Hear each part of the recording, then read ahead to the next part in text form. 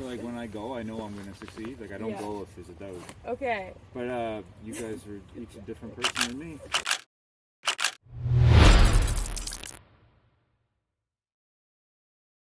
A year ago, I heard of a guy, Steph Curtis, that ski biked the Triple Crown in North Vancouver.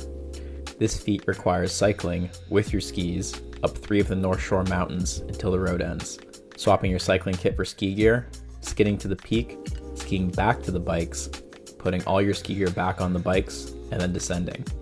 Easy, right? Step 1 was finding a group of kooky individuals keen on tackling this mission. Cue Helena, Daniele, Bree, and Steph, the same person who planted this idea in my head 1 year prior. Step 2 is figuring out the route. 2 of the mountains were easy. Seymour and Cypress both have paved roads to ski areas. The 3rd mountain is usually grouse.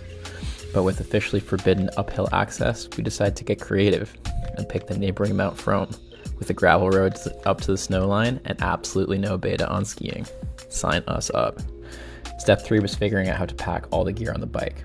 I had done 1 ski bike trip years ago, but luckily Helena had done one a few weeks prior and had all the gear hacks for a dialed ski packing rig. Step 4 was figuring out timing. We figured it would take 16 hours, so starting at 3 a.m. would allow us to catch sunrise on Seymour, sunset on Cypress, and minimize traveling in the darkness. We delayed last minute to 3:30 to avoid the rain. That strategy didn't work. Step 5 was actually doing it. Yeah! Seymour was generally smooth. We pedaled down in the nuking snow, which transitioned first into sleet, then rain. By the time we got to the bottom of the road, our teeth were chattering. A quick cafe and grocery stop followed, and a farewell to Brie. Next up was Frome, the most adventurous of our mountain objectives. The forested gravel switchbacks were lovely, besides the kamikaze ice balls that bombarded us from above. Mountain bikers gave us lots of weird looks. We enjoyed the grocery store bounty and started tapping into our caffeine reserves.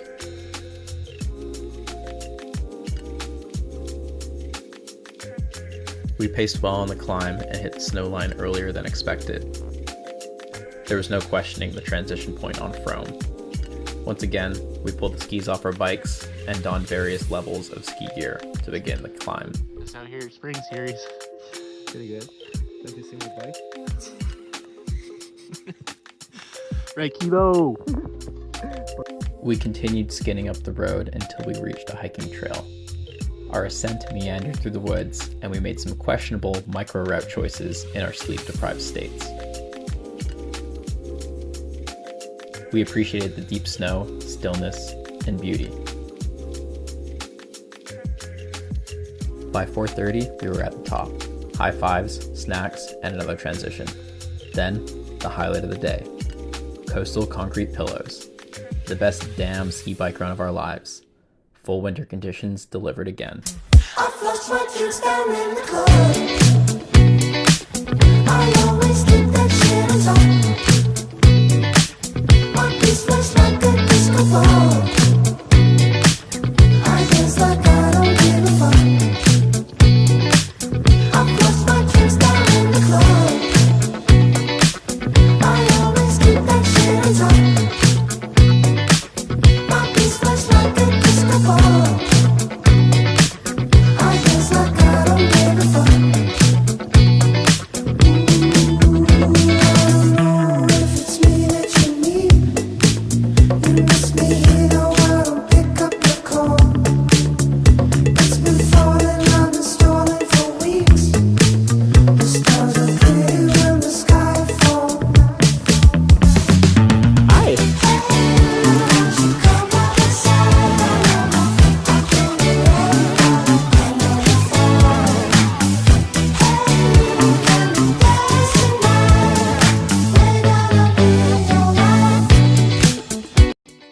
So what are you doing? Oh, just strapping my ski back on Yeah, this is the skin fit. after the skin fit. The skin fit! The skin The fit! skin fits! Skin fit! After a killer ski, rowdy bike descent, and one lost skin, we reconvened at A&W. It was already 7:30 p.m. We discussed the plan, Daniele called it, and Helena figured out Daniele's skin fit her ski. With such serendipity, we decided we might as well go check out Cyprus. We cycled across North and West Vancouver to the Cyprus climb. The road was near closing, so we had it largely to ourselves. We slowly spun up the steady grade, listening to music in a trance. It was raining. Then it was snowing. Then it was snowing hard.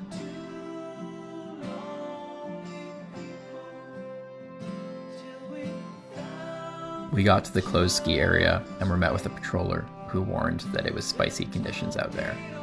We huddled under a covered area and discussed the plan, while Steph unsuccessfully tried to buy a Coke from a vending machine. It was 11:30 p.m. The avalanche forecast for the following day was high. None of us had toured up Strachan Peak before, and we were worried about snow piling on the road on the way down. We called it. It felt too sketchy to try to do our final stage, though we found solace in the fact that our bodies felt up for the task. The descent off Cyprus ranged from the quietest, most peaceful North Shore descent to fucking insane, depending on who you asked. Heavy snow turned to heavy rain as we barreled down the pavement like runaway semi-trucks. With nowhere open to eat or warm up, we spun straight home, feeling pleased with our day. It took a few days for the magnitude of it all to sink in. The crew was amazing, the energy steady, and skiing Frome in full winter conditions had pushed us into truly unknown terrain. We didn't have beta, just a plan, a lot of ski straps, and a shared willingness to figure it out as we went. We couldn't wait for more.